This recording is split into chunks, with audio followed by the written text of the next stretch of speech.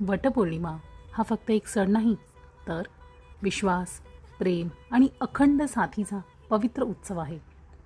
भारतीय संस्कृतीत वडाचे झाड दीर्घायुष्य, स्थैर्य, चिरंतन नात्याचे प्रतीक मानले जाते.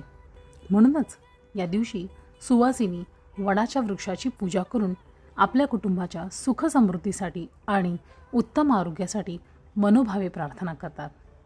या व्रतामागे सावित्री आणि सत्यवान यांची कथा आहे. सावित्रीने आपलं धैर्य, बुद्धिमत्ता आणि अढळ श्रद्धेच्या बळावर मृत्यूवरही मात केली. म्हणून आजही हा दिवस प्रेम, निष्ठा आणि समर्पणाची आठवण करून देतो.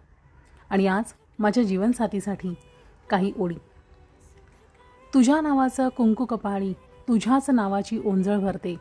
वडाभोवती फिरताना प्रत्येक वेळी माझी प्रार्थना तुझ्याच पाशी येऊन थांबते.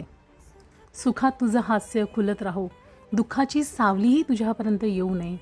देवाकडे एवढीच विनंती माझी, प्रत्येक जन्मी माझा हात तुझ्याच हातात राहू देत.